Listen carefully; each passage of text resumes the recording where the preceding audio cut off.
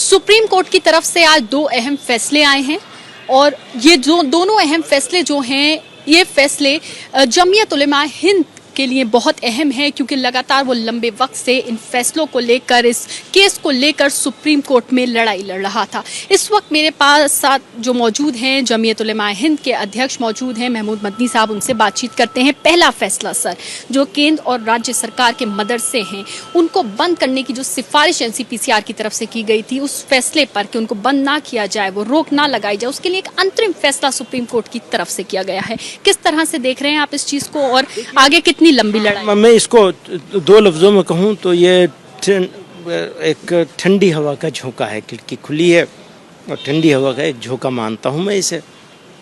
और उसी के साथ मैं ये कहना चाहता हूँ कि एनसीपीसीआर के चेयरमैन साहब ने अपनी हद को पार किया है, नंबर एक। नंबर दो, उनका रवैया, एटीट्यूड, वो दुश्मनी पर मबनी है, चीज़ों को ठीक करने की एफर्ट पर नहीं है।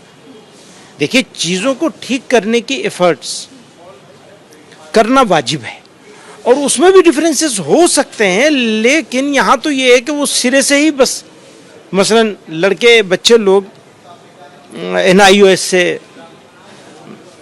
एडमिशन ले करके हाई स्कूल और 12th करी, सो 15,000 बच्चों ने इनरोल कर लिया है, उसके भी खिलाफ है वो भी उनको मंजूर, आंखों पे पट्टी बांध रखी है और बस खिलाफ ही करना है, तो उसका तो कोई इलाज नहीं है ना।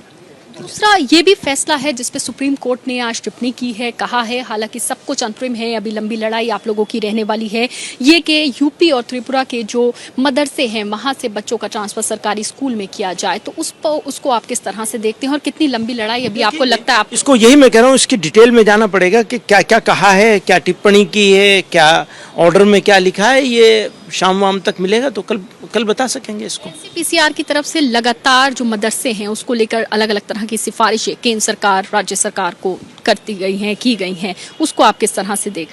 मैं यही कह रहा हूँ, वही तो, उसी को तो कह रहा हूँ कि उन्होंने आंख बंद करके और एक तरफ से बस एक लंबा चौड़ा बना दिया। उनको अचानक ख्वाब में दिख गया कि ये अपने क्लासरूम में पीछे वो खाली रखते हैं, बेंच खाली रखते हैं, उस पर जिन्नातों को बिठाते हैं, तो ऐसी ऐसी बातें बेवकूफ़ी की बोलते हैं। वो बाकायदा बोला है उन्होंने, किसी जगह से यूनिवर्सिटी में जा कर के लेक्चर दिया है, मदरसों के ऊपर लेक्चर दे रहे हैं वो, तो बहुत अच्छा, मुबारक हो उनको।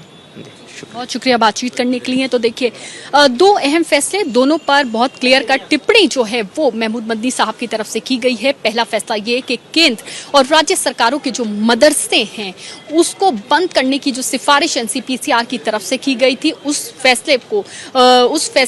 उसको फैसला दिया गया है, उस पर एक सुनवाई जो है आज हुई है और ये कहा गया है कि उस पर फिलहाल अंतरिम रोक जो है वो लगाई जाए। दूसरा ये कि यूपी और त्रिपुरा में जो सरकारी मदरसों में पढ़ने वाले बच्चे हैं उनका सरकारी स्कूलों में जो ट्रांसफर है वो कर दिया जाए। तो ये दोनों मामलों पर जो आज सुनवाई सुप्रीम कोर्ट में हुई है, जो अंतरिम फैसले आए हैं, उस पर महमूद मदनी साहब ने क्लियर कट कहा है ये सिर्फ जो है वो एक हवा है, एक सिर्फ ये जो है मदरसों के पीछे पढ़ने वाली बात है और इस पे अभी उनकी लड़ाई जो है वो लंबी चलने वाली है। कैमरा पर्सन मनोज के साथ मदीहा, ABP न्यूज़, दिल्ली।